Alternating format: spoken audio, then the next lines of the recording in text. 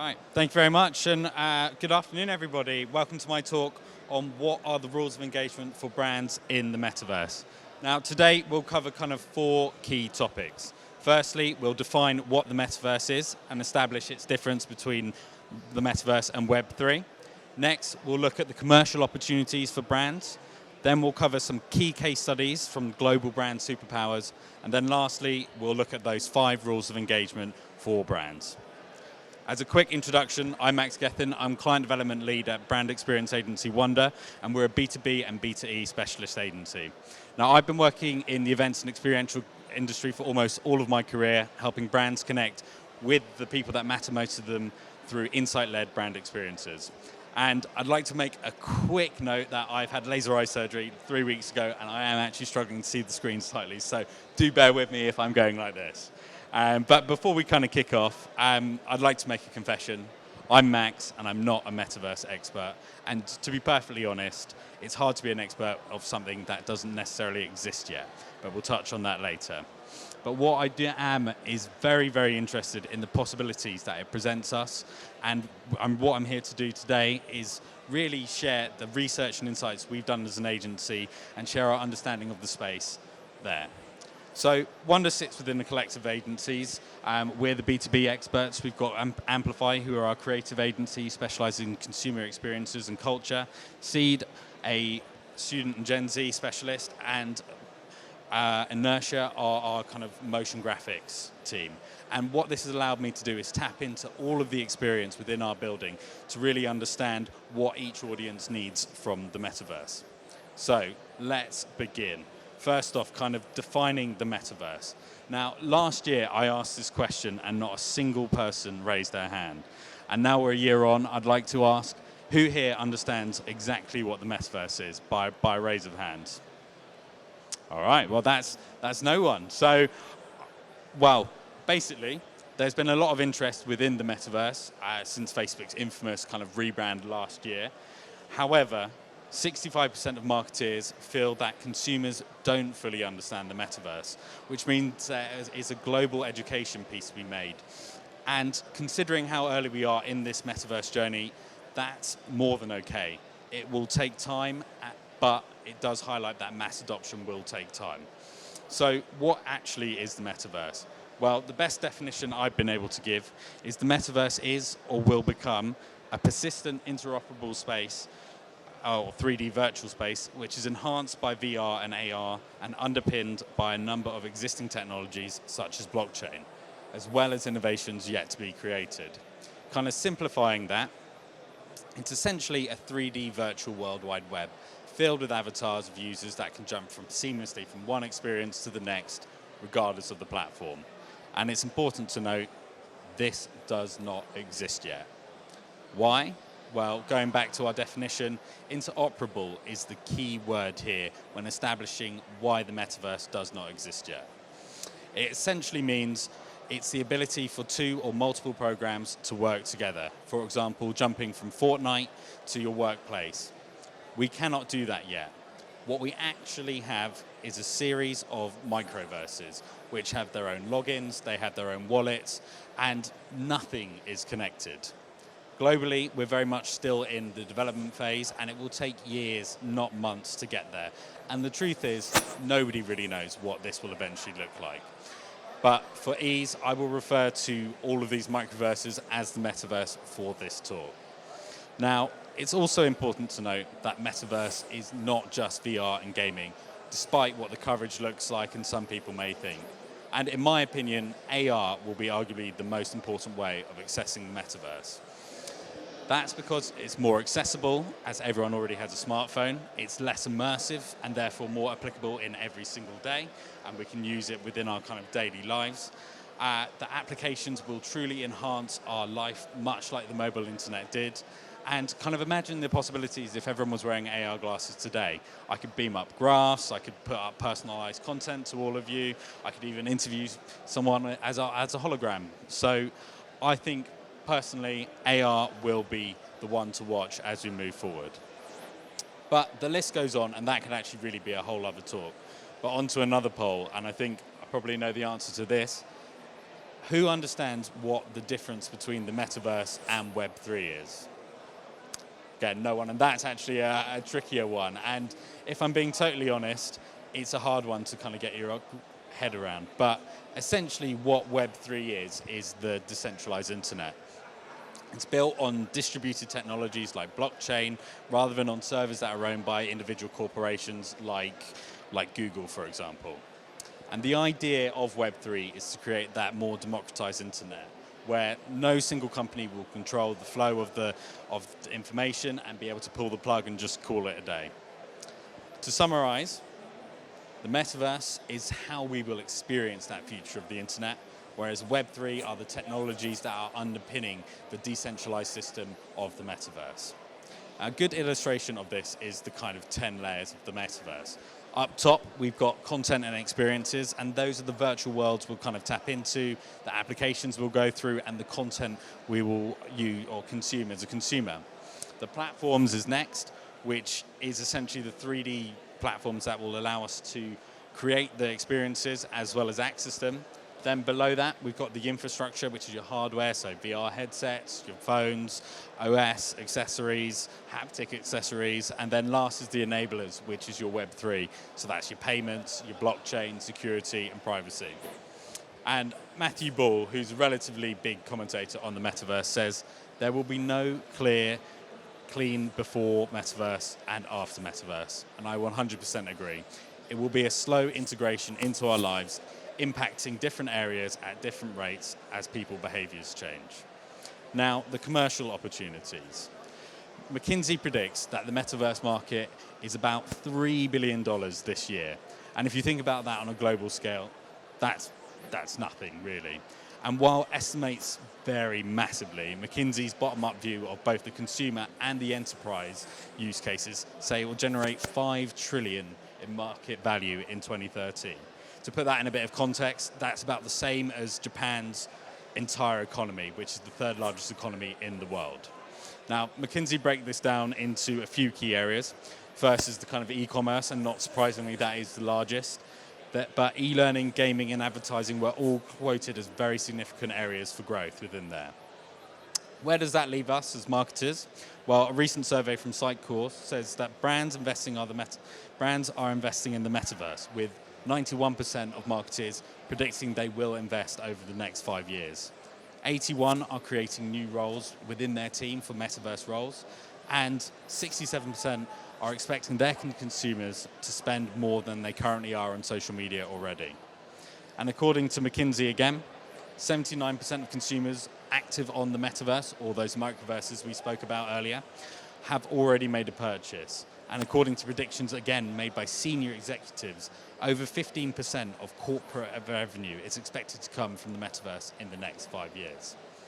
So what are brands doing now? Well, where we're standing is very much akin to the dawn of the smartphone and social media era. That gave us Deliveroo, Uber, Airbnb, Google Maps, businesses that we can't really imagine living without now. And personally, I still have no idea how anyone got anywhere before Google Maps. So the examples we're going to talk about today are still very much in that early days of the journey. And the first one we're kicking off with is Nike. Now, Nike are an ever-impressive brand and marketing case study across so many areas. And today we'll look at two key aspects.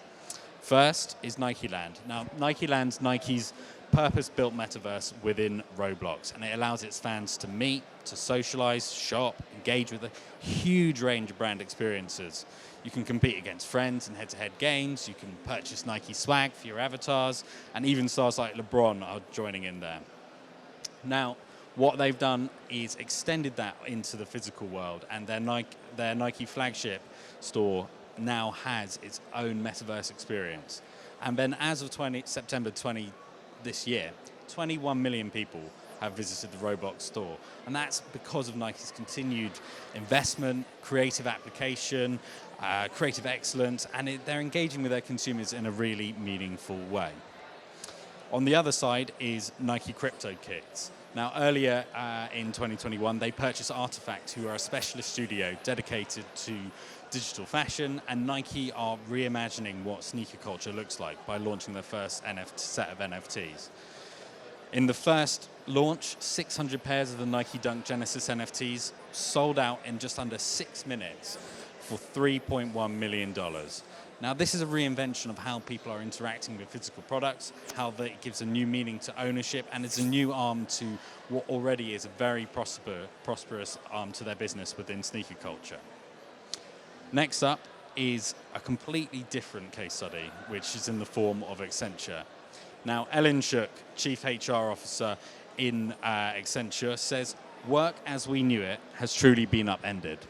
Today's people's experiences need to transcend a physical location. So we're looking to create a future of work where everyone can be participating, they can contribute, be heard, and feel like they belong, while at the same time keep culture vibrant."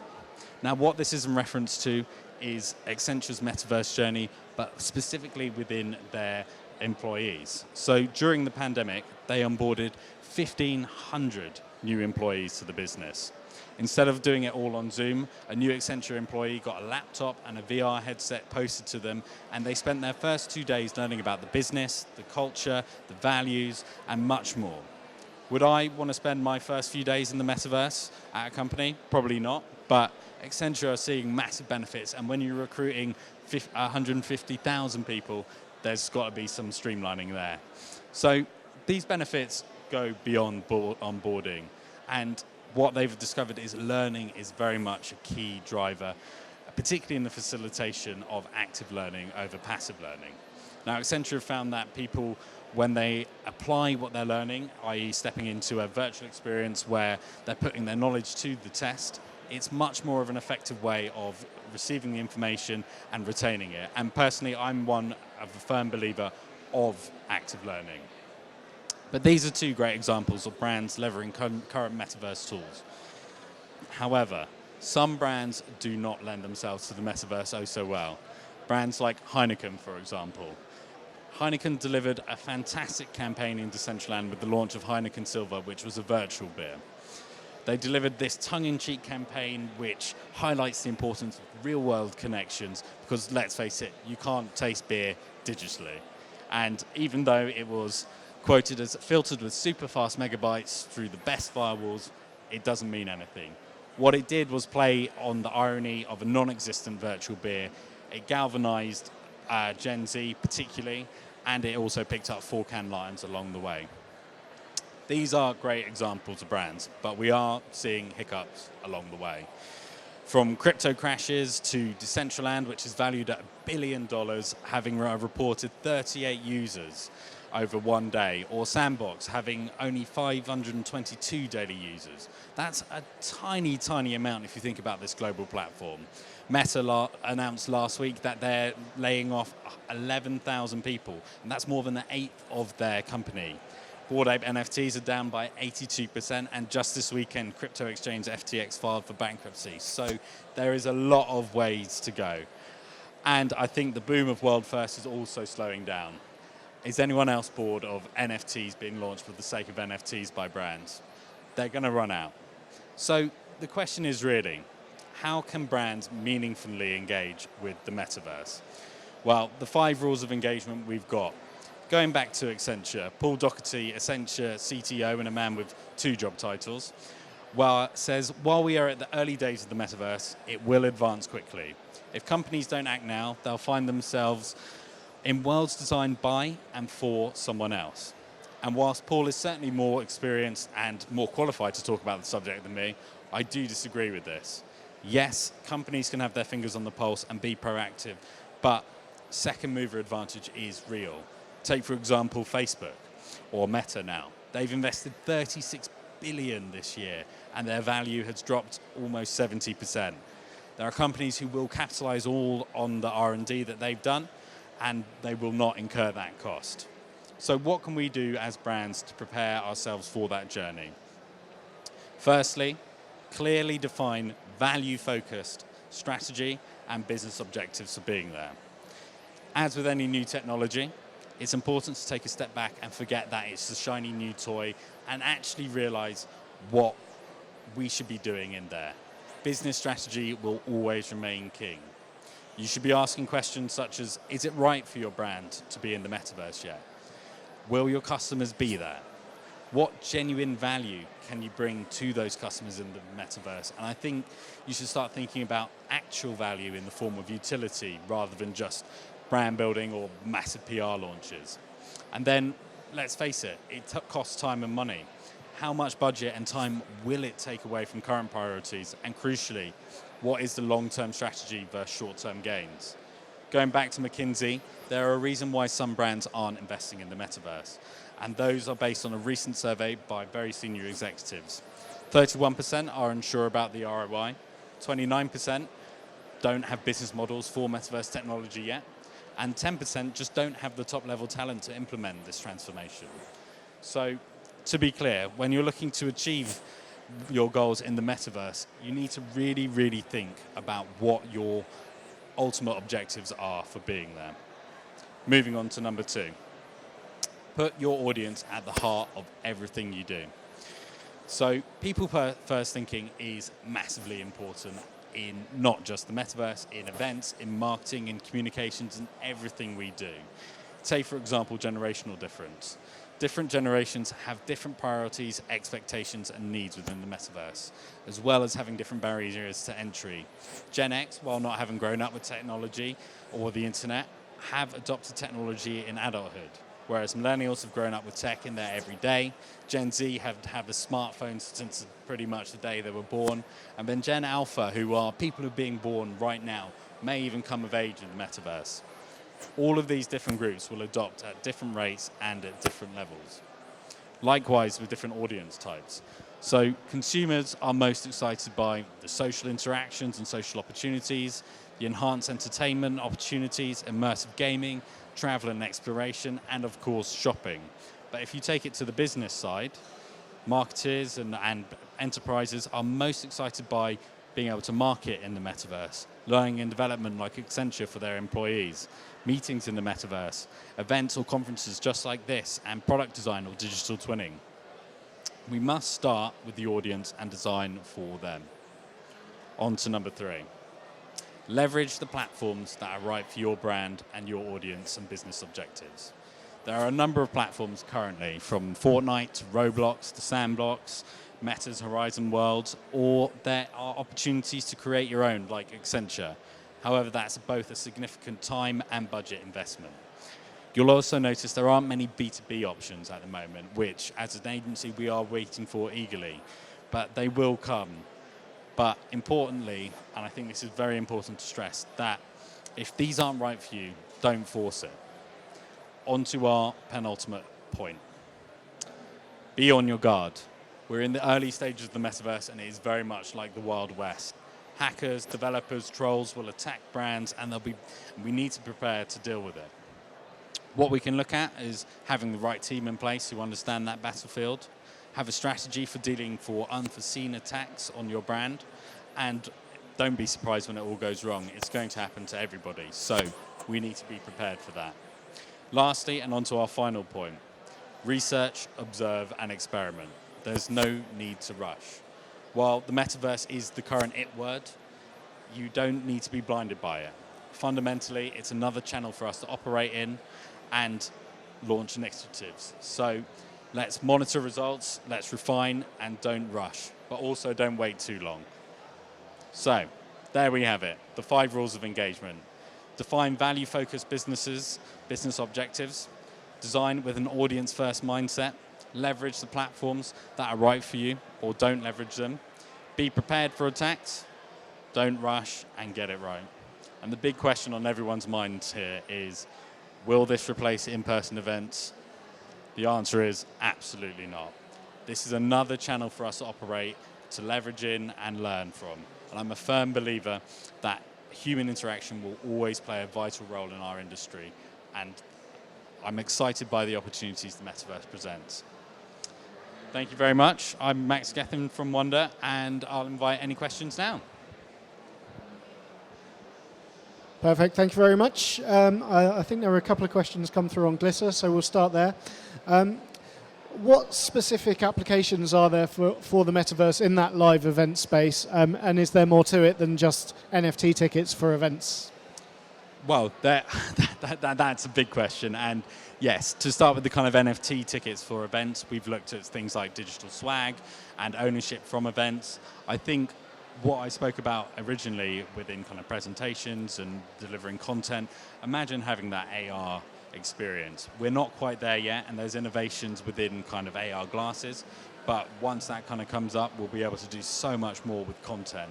And I think, again, going back to that layered analogy, there will be opportunities for AR throughout the event. So say, for example, going to a product demo over here, or being able to have a chat after this and pull up a pitch deck and it's right there. There's a lot of opportunities there, but I think from a kind of where we're at now, those platforms I mentioned from the likes of Decentraland, Roblox, Fortnite, they're better consumer ways of galvanizing the metaverse, but really it's not quite there yet. And I think we just need to be patient.